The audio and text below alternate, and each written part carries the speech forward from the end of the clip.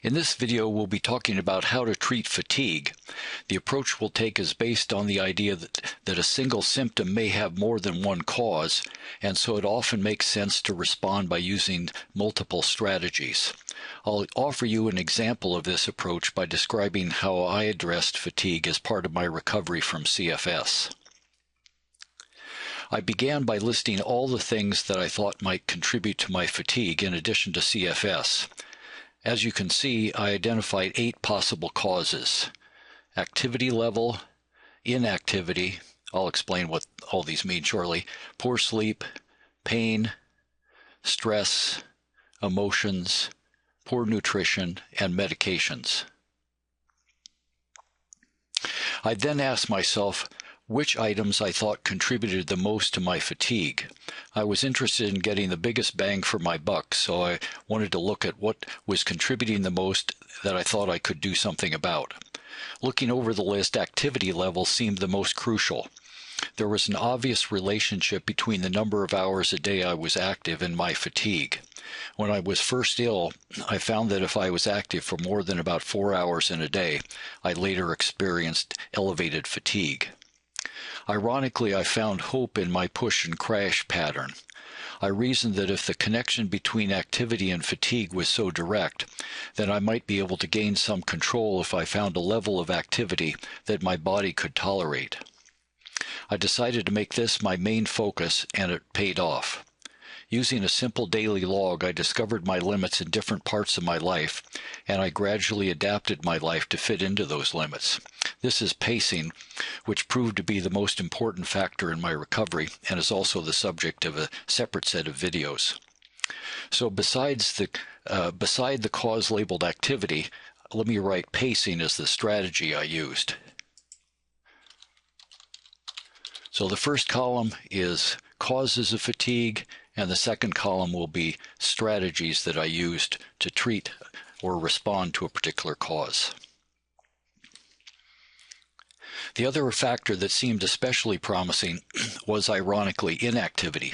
By that term, I mean that the body deconditions if we're inactive. It becomes less fit, and so exertion makes us tired. I was sure that one cause of my fatigue, that was one cause of my fatigue, and I thought the way to fight this was through exercise, so I'll put exercise as a strategy for inactivity. Exercise. Obviously, if I exercised too hard, I would intensify my symptoms, but if I didn't push myself enough, I would continue to decondition. My solution was to experiment to find the length and intensity of exercise that would produce an aerobic workout without increasing my symptoms. Initially, I found that level was about 20 minutes of walking at a pace that raised my heart rate to 90 to 95 beats per minute, and I was able to expand the length gradually. Because I often woke up tired and sluggish, improving my sleep seemed worth pursuing too. Part of the morning tiredness was due to CFS for sure, but I thought that I could reduce that to some degree by maintaining good sleep habits, so I'll put habits as my strategy for improving sleep. Habits. I had a regular time to go to bed, and I had a wind-down period before that involved no TV or use of the computer after 9. I also got up at the same time each morning. People with CFS and fibro often use sleep medications, and many have sleep disorders such as sleep apnea. Both of these, in addition to sleep habits, are discussed in our 2 videos on treating sleep. The first one deals with sleep habits and environment, and the second with medications and sleep disorders. The final factor that I thought might be affecting my fatigue was pain.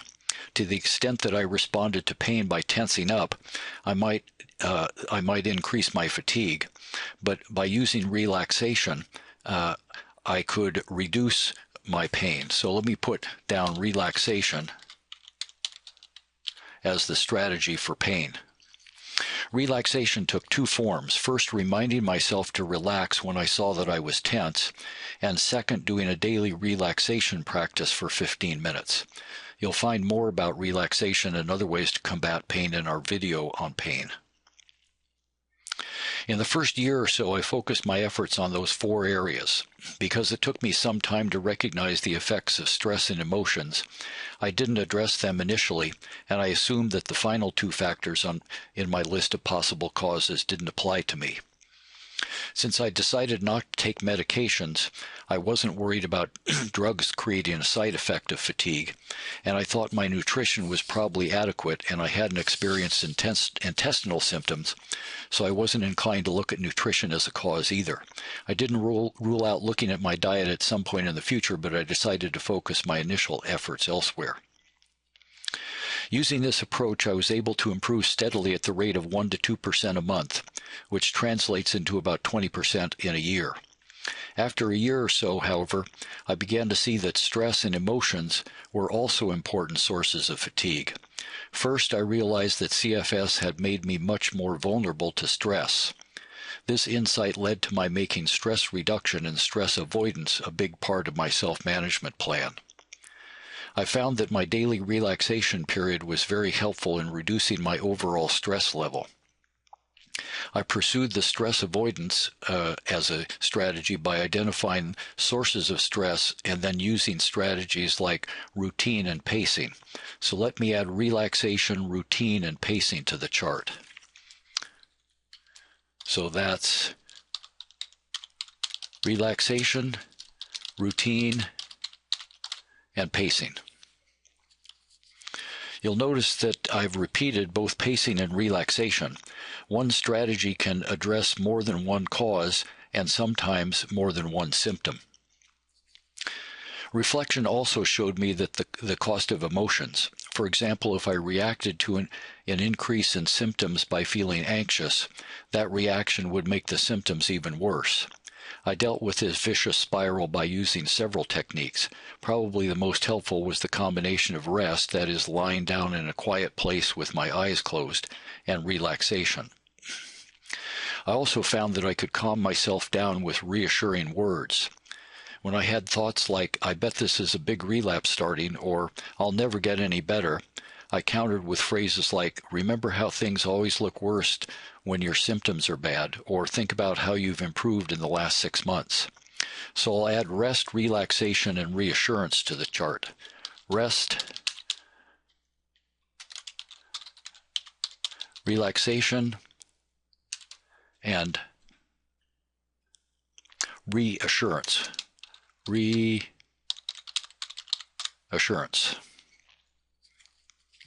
The approach I've described worked for me. Over a period of 4 years, I gradually returned to the same level of health I had before CFS entered my life.